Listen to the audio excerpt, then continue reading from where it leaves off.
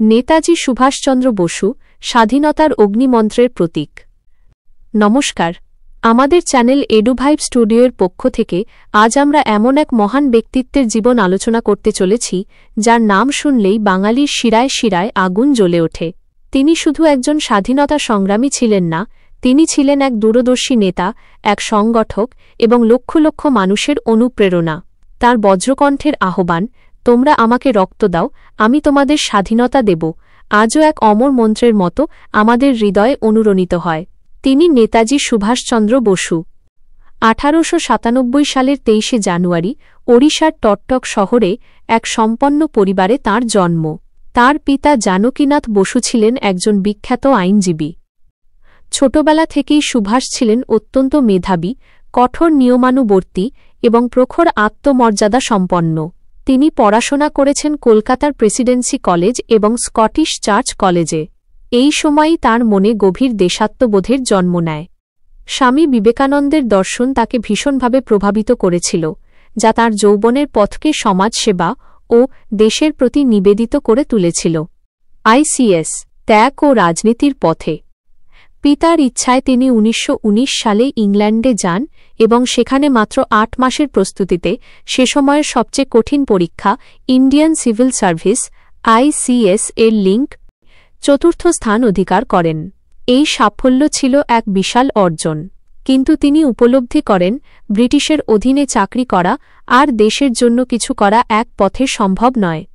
1921 সালে তিনি ঔপনিবেশিক সরকারের অধীনে উচ্চপদস্থ চাকরি ঘৃণাভরে প্রত্যাখ্যান করে ভারতে ফিরে আসেন।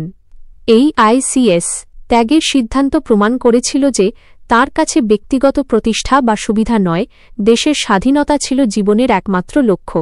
দেশে ফিরেই তিনি যোগ দেন স্বাধীনতা আন্দোলনে এবং দেশবন্ধু চিত্তরঞ্জন দাসকে নিজের রাজনৈতিক গুরু হিসেবে গ্রহণ করেন। কংগ্রেসের নেতৃত্ব ও আদর্শগত সংঘাত।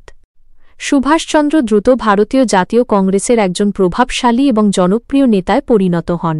তিনি যুব সমাজকে অনুপ্রাণিত করতেন এবং তার সাংগঠনিক ক্ষমতা ছিল অসাধারণ। 1938 সালে তিনি হরিপুরা অধিবেশনে এবং 1939 সালে ত্রিপুরী অধিবেশনে কংগ্রেসের সভাপতি নির্বাচিত হন। কিন্তু এই সময় মহাত্মা গান্ধী এবং সুভাষচন্দ্র বসুর মধ্যে স্বাধীনতার পদ্ধতি নিয়ে মতাদর্শগত পার্থক্য দেখা দেয়। গান্ধীজি যেখানে অহিংসা এবং আলোচনায় বিশ্বাসী ছিলেন, সেখানে নেতাজি মনে করতেন এই পরিস্থিতিতে ব্রিটিশকে ভারত থেকে তাড়াতে হলে শক্তিশালী সামরিক পদক্ষেপ নেওয়া অপরিহার্য। এই আদর্শগত সংঘাতের কারণে 1939 সালে তিনি কংগ্রেস ত্যাগ করেন এবং নিজস্ব রাজনৈতিক দল ফরওয়ার্ড ব্লক গঠন করেন। মহানিষ্ক্রমণ, এক কিংবদন্তি যাত্রা। দ্বিতীয় বিশ্বযুদ্ধের সময় তিনি সুযোগ দেখেন ব্রিটিশ সাম্রাজ্যের দুর্বলতার সুযোগ নিয়ে স্বাধীনতা অর্জনের। 1941 সালের জানুয়ারি মাসে ব্রিটিশদের কঠোর নজরদারি এড়িয়ে তিনি এক অবিশ্বাস্য মহানিষ্ক্রমণ গ্রেট এস্কেপ করেন। ছদ্মবেশে তিনি কলকাতা থেকে শুরু করেন তাঁর দুঃসাহসিক যাত্রা, পেশোয়ার, কাবুল, মস্কো হয়ে পৌঁছান জার্মানি। এই ঝুঁকিভরা সফর তাঁর দৃঢ় সংকল্প ও অসাধারণ সাহসিকতার প্রতীক। আজাদ হিন্দ ফৌজ গঠন ও স্বাধীনতা যুদ্ধ। জার্মানি এবং পরে জাপানের সাহায্যে তিনি গড়ে তোলেন তার স্বপ্নের সামরিক বাহিনী আজাদ হিন্দ ফৌজ আইনে। তার কাছেই আসে সেই ঐতিহাসিক খেতাব নেতাজি। তাঁর সৈনিকদের বুকে তিনি সঞ্চার করেন এক অপরাজেয় সাহস। 1943 সালে তিনি সিঙ্গাপুরে স্বাধীন ভারতের অস্থায়ী সরকার প্রতিষ্ঠা করেন। আজাদ হিন্দ ফৌজ ব্রিটিশ বাহিনীর বিরুদ্ধে বার্মা, বর্তমান মায়ানমার এবং উত্তর পূর্ব ভারতের মণিপুর পর্যন্ত লড়াই করে। যদিও সামরিকভাবে এই প্রচেষ্টা সফল হয়নি, কিন্তু নেতাজির এই আপোষহীন লড়াই প্রমাণ করে যে তিনি স্বাধীনতার জন্য শেষ রক্তবিন্দু পর্যন্ত লড়তে প্রস্তুত ছিলেন। তার এই প্রচেষ্টা গোটা দেশের মানুষকে এক নতুন উদ্দীপনায় জাগিয়ে তোলে, যা ব্রিটিশদের ভারত ছাড়তে বাধ্য করার অন্যতম কারণ ছিল। 1945 সালের 18 আগস্ট তাইহোকু, বর্তমান তাইওয়ানতে এক বিমান দুর্ঘটনায় তাঁর প্রয়াণের খবর পাওয়া যায়, যদিও সেই মৃত্যু আজও রহস্যে ঢাকা। কিন্তু তাঁর জীবন আমাদের শিখিয়ে যায় দেশপ্রেম কী হতে পারে এবং আত্মত্যাগী বা কিসের নাম। তার অদম্য সাহস, দূরদর্শিতা এবং তার বিখ্যাত বাণী জয় হিন্দ, যা আজ আমাদের জাতীয় স্লোগান, এগুলিই তাঁকে দুটি দেশের, ভারত ও বাংলাদেশ, সীমানা পেরিয়ে কোটি কোটি মানুষের হৃদয়ে এক অমর আসনে প্রতিষ্ঠা করেছে।